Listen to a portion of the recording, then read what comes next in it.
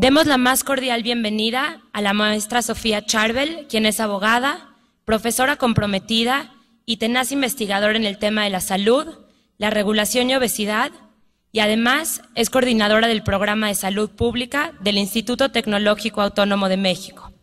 Es candidata a doctora en Derecho y forma parte del Comité Técnico del Eje 3 sobre regulación y consumo del FONAN.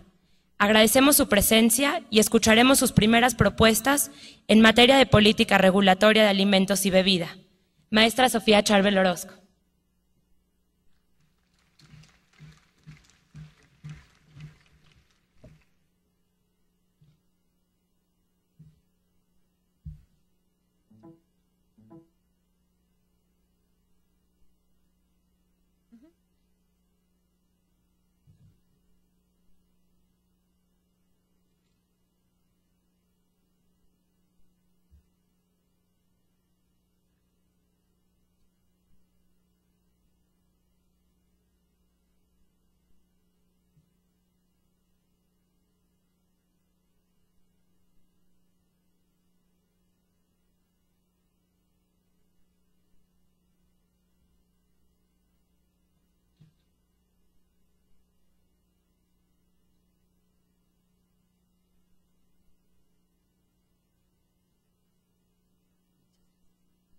Diana, muchas gracias por la presentación. Muy buenos días tengan todos ustedes. En primer lugar, quiero agradecer a todos los organizadores del FONAN haberme invitado a mí para dar esta plática sobre regulación y también agradecer la invitación que le hicieron al ITAM como una de las universidades organizadoras y convocantes de este importante evento. Muchas gracias y en particular agradecer a Julieta Ponce, que trabajó muchísimo para que todo esto fuera posible. Yo les voy a platicar de regulación y salud en general. Digamos, el tema que me habían propuesto era sobre alimentos y bebidas. Lo voy a ampliar un poquito más al marco regulatorio que considero se requiere para lograr la efectividad de las políticas públicas en esta materia. Después de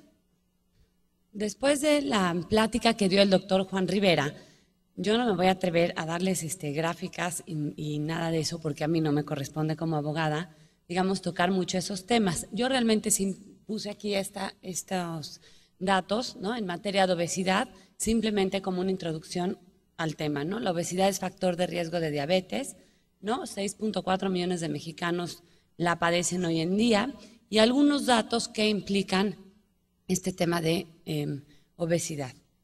Aquí igualmente sale una gráfica de la obesidad como un problema de salud pública y cuál es el índice de adultos que la padecen en nuestro país. Después viene una gráfica igualmente que toca el tema sobre niños y niñas y en la situación en la que estamos. Si vemos, por ejemplo, lo que dijo el doctor Juan Rivera, los datos que da de la enfermedad y los que después dirá el doctor Mauricio Hernández, fácilmente nos podemos dar cuenta de la necesidad de hacer muchas cosas, no solo en el ámbito de prevención o en el ámbito de atención médica, sino también es muy importante ir determinando qué otras cosas se pueden hacer para lograr una mejoría sobre este tema. Y a eso es lo que yo quiero enfocarme solamente con respecto a lo que el derecho podría hacer para ayudar en este tema. El derecho es importante verlo como un determinante estructural de la política pública en obesidad. Constantemente hablamos de determinantes sociales, ambientales, y nos referimos a otro tipo de cosas, pero no vemos a la ciencia del derecho como una ciencia social, como determinante estructural de la política pública de obesidad, que incluye toda la problemática de alimentación. ¿Y por qué es importante retomar así el derecho? Porque el derecho tiene que ver, como dice ahí, con muchos distintos aspectos que impactan esta política pública. Por ejemplo, el derecho nos puede ayudar a determinar, digamos, las bases y establecer mayor equidad y justicia social. Si con esto se busca un trato justo y equitativo a los diferentes grupos, es decir, buscar en estos temas de esta política pública no distinguir, ¿no?, entre los diferentes grupos sociales. El gobierno tiene el poder de hacer muchas cosas, pero también tiene el deber, y es diferente decir el poder del deber en cuanto a sus facultades de regulación. ¿Para qué? Para proteger la salud pública y la seguridad, para dar bienestar social a los individuos de la sociedad. Entonces, parte importante de este tema será el gobierno. Hay determinadas medidas coercitivas que el único capaz de implementarlas es el Estado. Y por medidas coercitivas puede ser desde una multa a un funcionario que no cumpla con la supervisión de X determinación jurídica, como implantar una sanción más severa, ¿no? Puede ser económica, puede ser administrativa, puede ser una sanción inclusive en términos políticos. Bien, es muy importante también entender que se necesitan tener una especie de socios. No socios quiere decir, como lo dijo el doctor Juan Rivera, que todos tienen que estar metidos en el diseño de la política pública, pero todos tienen que estar sensibilizados sobre los requerimientos que existirán. Todos tienen que saber que tienen que cumplir. En las universidades tienen que dar cierta educación, en el medio político tiene que haber cierto diseño, en el medio jurídico lo mismo, las empresas, la industria, etcétera, en obediencia de ciertas obligaciones que serán impuestas, ¿no? Esto se busca que el derecho con esto logre impactar a la población, igualmente a las comunidades, para lograr una mejoría en todo. Y por supuesto, tendrá que haber diseños jurídicos para poder implementar mejor todos los aspectos de prevención que se requieren y así evitar las enfermedades. Siempre que hablamos de derechos, simplemente nos imaginamos como que se van a aplicar nuevas reglas y todo el mundo las tiene que obedecer. Es mucho más complicado de eso. Si nosotros analizamos cómo hay diferentes ámbitos, es como esta gráfica lo indica, tenemos un ámbito constitucional que ahora podemos aprovechar, digamos, a partir de las reformas del año pasado en derechos fundamentales, derechos humanos, ahora le llama la Constitución, podemos aprovechar mejor para tener una regulación más correcta que nos ayude sobre este tema. Y esto lo vamos a poder ver en una de las gráficas posteriores. Y es importante determinar que hay un ámbito constitucional donde también va a haber unos ámbitos federales, de los poderes federales, el ámbito federal como tal, donde se aplica la regulación federal, y el local. Esta relación, por eso pusimos ahí un puente, esta relación se va a dar mediante acuerdos de coordinación. En la medida del éxito de los acuerdos de coordinación entre lo federal y lo local, será el éxito de la posible aplicación de la política pública.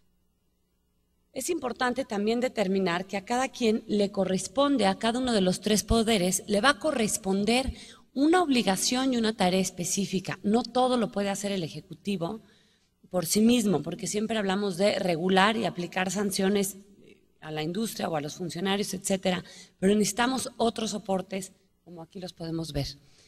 Si estamos frente a una epidemia que está ocasionando tantos problemas, se requiere, por un lado, el legislativo, que es el encargado principalmente de crear las leyes, tiene que llevar a cabo una creación normativa pertinente.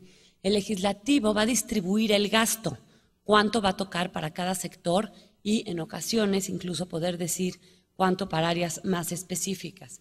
La materia impositiva también pasa por el Poder Legislativo. Si nosotros queremos poner un impuesto a un alimento, a una bebida, etcétera, esto tiene que pasar por el Legislativo y tenemos que tener los bien sensibilizados que entiendan el grado de la epidemia.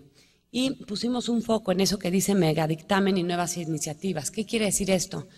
En los últimos 2 años se han presentado aproximadamente 19 iniciativas, se presentaron para regular la materia de obesidad, proponiendo hacer una ley.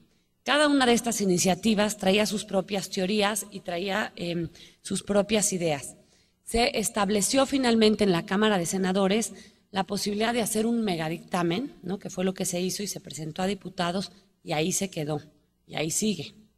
Difícilmente, por el periodo político en el que estamos, esto tendrá una aprobación antes del siguiente periodo. ¿Qué quiere decir esto? Que hoy por hoy no contamos con una ley como tal que agrupe muchos temas que le corresponden para la correcta aplicación de estos temas de prevención en materia de obesidad y en mejora alimentaria. Necesitamos también al Poder Ejecutivo, que es el que refuerza la política pública, es el que diseña la política pública, es el que dice qué hay que hacer, puede proponer las leyes que después pasarán por el Legislativo, puede hacer también y debe hacer los reglamentos, pero una de las tareas más importantes que le corresponden al Ejecutivo en este tema es precisamente el de la verificación. De nada sirve que tengamos normas, de nada sirve que tengamos leyes, si no hay quien revise, cheque que se estén cumpliendo. Y esto es fundamental para que tenga éxito la política pública. Entonces, hasta aquí podemos hablar de el establecimiento de la política pública, que se puede apoyar en leyes, pero algo muy importante es la verificación del cumplimiento. Y si no se cumplen, poder, digamos, llevar a cabo las consecuencias establecidas en la propia ley o reglamento. Esto, por ejemplo, lo podemos ver con tabaco. Con tabaco tenemos una ley, tenemos un reglamento, se hizo la política pública, pero en ocasiones podemos ver establecimientos donde no cumplen los requerimientos establecidos en la propia ley o reglamento. ¿De qué sirve que lo diga la ley y el reglamento si no se está cumpliendo? Necesitamos una instancia verificadora que vaya a ver que se esté cumpliendo con lo que dice el reglamento de las áreas libres de humo, etcétera, etcétera. Necesitamos posteriormente un poder judicial. El poder judicial lo que tiene que hacer es buscar la interpretación adecuada cuando lleguen asuntos a la Suprema Corte de Justicia principalmente o a los tribunales, cuando lleguen asuntos, buscar cómo preservar ese derecho a la salud. Parte de este derecho a la protección de la salud son esas políticas públicas, que el gobierno esté llevando a cabo esas políticas públicas de forma adecuada. Y con su interpretación podemos fortalecer lo establecido por el gobierno. Entonces, el derecho debe ser visto como una herramienta fundamental de la política pública, en este caso para el control de la obesidad y mejora alimentaria. Entonces, se requieren varios aspectos. Una es un litigio estratégico, que muy probablemente lo trate el doctor Alejandro Madrazo en su conferencia. Otras son reformas legales. Lo que tenemos hoy de leyes, lo que hay hoy en diferentes instrumentos normativos, no es suficiente para atacar un problema como el que tenemos, ni en materia alimentaria, ni en materia de obesidad. Y hay que hacer regulación, y hay que cuestionarnos cómo debe ser esta regulación, directa, indirecta o bien desregular por completo. Las políticas públicas, que es lo que estoy diciendo, y las acciones que queremos llevar a cabo, se van a relacionar con los instrumentos normativos. Esto, digamos, esta relación de ida y vuelta, ¿no?, de la política pública bien anclada en el derecho, ayuda a influir en el comportamiento humano, y así los determinantes sociales y ambientales podrán mejorar o cambiar el estilo de vida.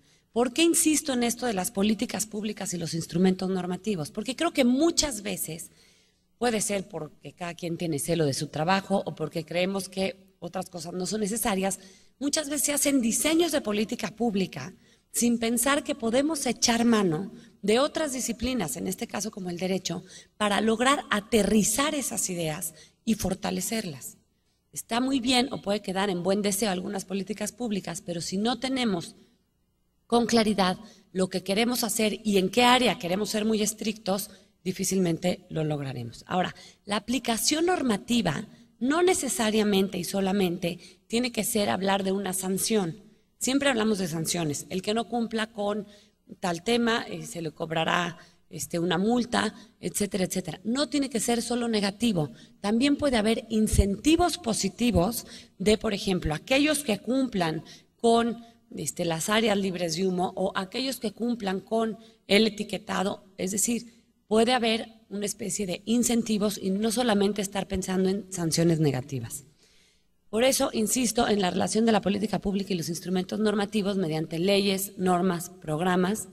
Evidentemente es muy importante hacer pie a nuestro sector público que las leyes, programas y normas no pueden surgir así nada más y quedarse impresas en el Diario Oficial de la Federación.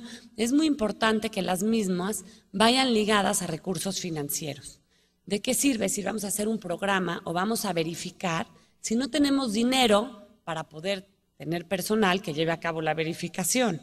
Podemos dejar en papel que vamos a verificar, pero se requiere dinero para lograr todos estos objetivos. Con esto lograremos entonces la mejoría de la salud pública y de la población. Tenemos un marco jurídico muy amplio que hoy podemos echar en mano y cada vez, por suerte, podemos echar mano de más cosas. Tenemos la Constitución, los tratados internacionales que con la última reforma tomaron también mayor relevancia en una jerarquía jurídica y normativa, leyes, reglamentos, normas mexicanas, autorregulación y muchos otros que podríamos establecer como decretos y demás. En el área de la política pública, digamos, podemos tener lo que es el Plan Nacional de Desarrollo, que también hay una conferencia sobre esto, que es muy importante ligar los ejes principales que se quieran hacer en el Plan Nacional de Desarrollo y el Acuerdo Nacional de Salud Alimentaria. Creo, en lo particular, que el Acuerdo Nacional de Salud Alimentaria es un gran instrumento que se estableció en este sexenio, que tiene fallas, que tuvo aciertos, que sigue teniendo aciertos y siguen existiendo cosas por hacer. Pero me parece fundamental que a partir de ahí planteemos lo que sigue. Que no pretendamos una vez más empezar de cero, hacer nuevos diseños. ¿Por qué? Porque ahí está la evidencia científica requerida para orientarnos hacia dónde debemos ir y qué es lo que debemos hacer. Y por último, insisto en la verificación y el cumplimiento. Tenemos, por ejemplo, como autoridades responsables en gran medida de temas del sector salud, todo lo que implica etiquetado, publicidad de alimentos, etcétera, a COFEPRIS, la Comisión Federal de Riesgos, de la Secretaría de Salud. También hay inspectores, por ejemplo, escolares del Comité de Consumo, de la Secretaría de Educación Pública, y hay otro tipo de inspecciones y verificaciones que se deben de dar con aras a llevar a cabo el cumplimiento. Ahora, vamos a hablar de regulación. No todo el mundo está de acuerdo en que se deba regular, y por regular podemos hablar desde una ley hasta un instrumento administrativo como una norma oficial mexicana que debe establecerse. No todo el mundo está de acuerdo con la regulación, y aquí hicimos un cuadro que a nuestro parecer ilustra bien algunas cosas. A la industria alimentaria y a la industria en general, podríamos hablar de otros temas, no le gusta la regulación, porque al tener normas, al tener leyes, pues sienten que tienen mayor exigencia, y estas exigencias pues sienten que tienen mayores límites y temas con los que deben cumplir, y en ocasiones pues esto les parece delicado. A los académicos les gusta hablar de regulación, a la sociedad civil le gusta hablar de regulación, sobre todo cuando va a haber, digamos, algo positivo de inmediato, como es cuando son temas de salud. Y al gobierno, más o menos, depende qué sector. Al sector salud, por ejemplo, en los temas de alimentación, evidentemente le gusta hablar de regulación para lograr ver mejorías en la población. Pero, por ejemplo, no sé, a la Secretaría de Economía, pues le cuesta un poco más de trabajo porque tiene que mediar entre algunos aspectos del sector salud y de la industria, ¿no? Y esto vamos a ver el resultado de la efectividad de la acción. Igualmente, cuando hablamos de autorregulación, evidentemente a la industria en general y a la industria alimentaria en este caso en particular le gusta hablar de autorregulación, ir determinando un poco hasta dónde quieren hacerlo.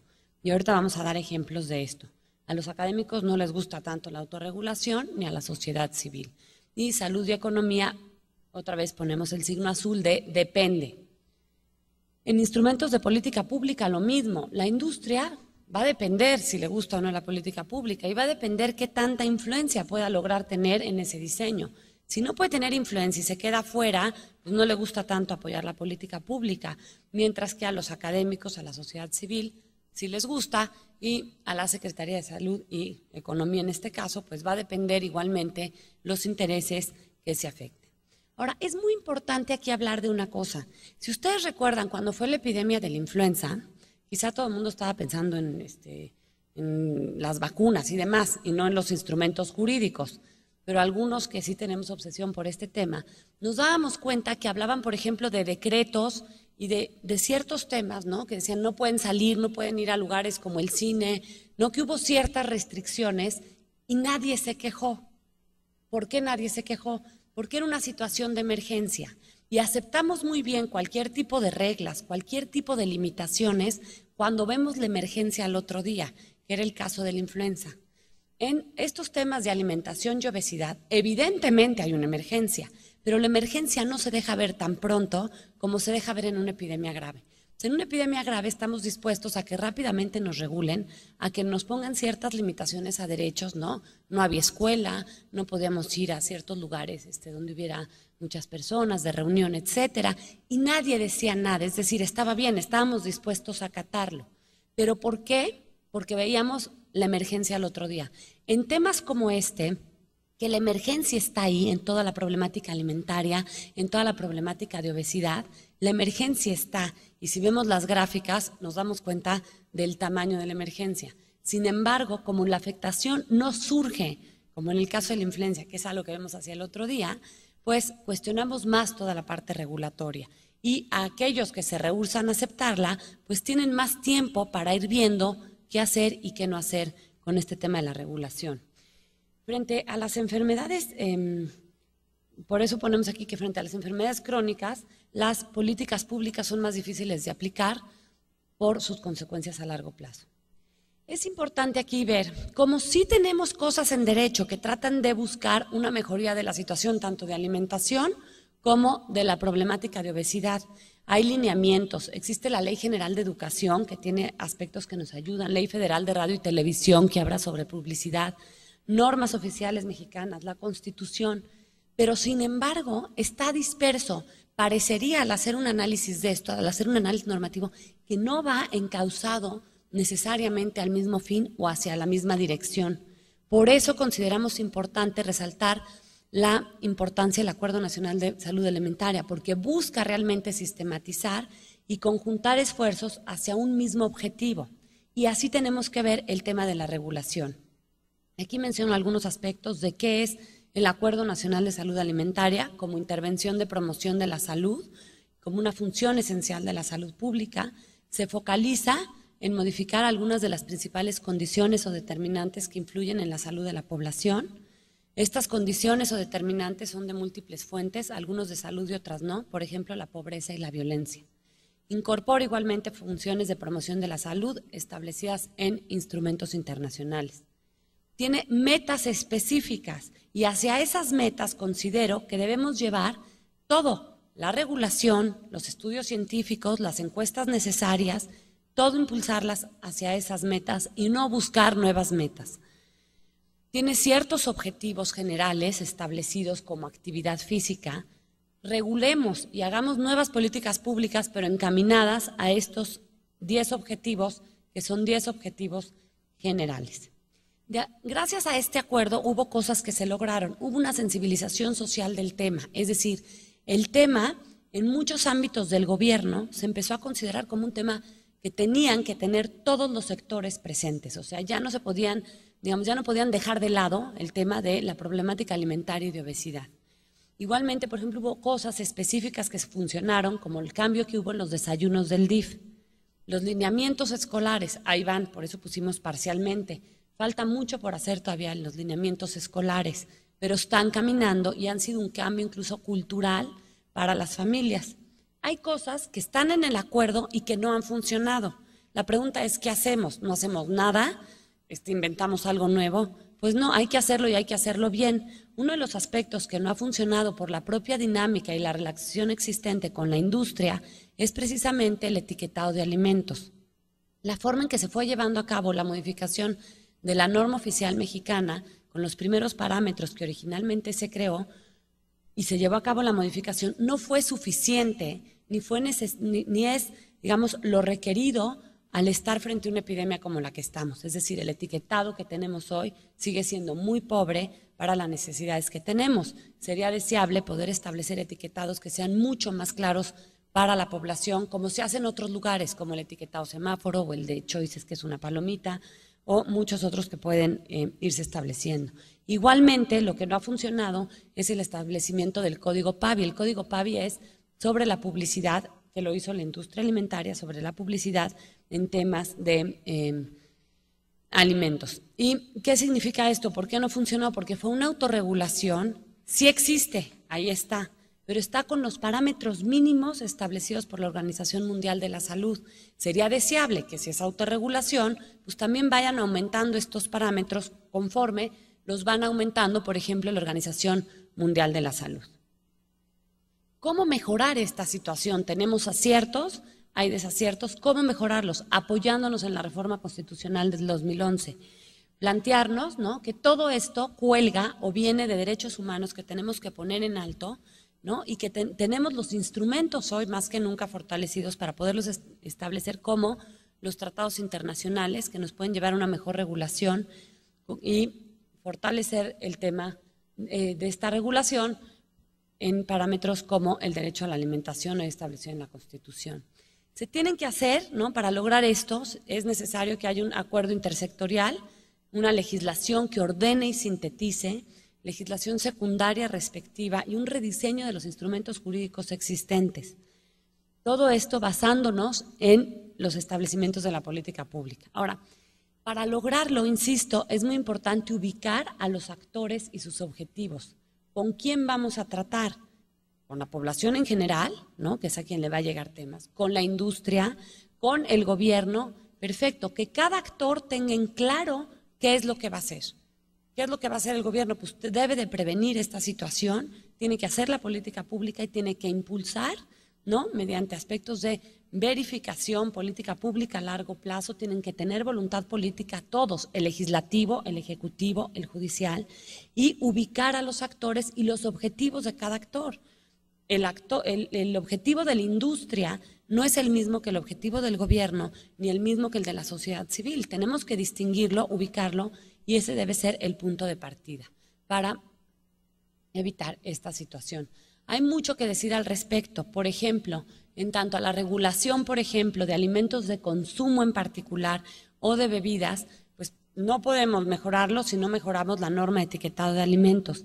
De bebidas igualmente queda un enorme vacío, toda vez que no existen las normas oficiales mexicanas específicamente establecidas para el tema, ni los sistemas de verificación que debiéramos comprometernos a tener. Ahora, es importante también establecer que para lograr todo esto vale la pena hacer un cuestionamiento: qué cosas deben continuar en norma oficial mexicana, qué cosas deben estar en ley, y muy oportuno momento para decir qué líneas sobre este tema se tienen que dar en el Plan Nacional de Desarrollo.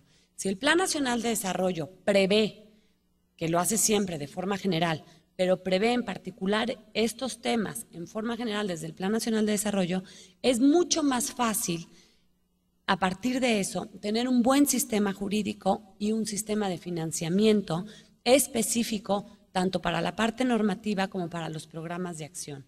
Es por eso que estamos en un momento muy particular en donde debemos replantear todo esto para encaminarnos hacia donde vamos en la siguiente administración. Muchas gracias. Me dio mucho gusto estar aquí con ustedes.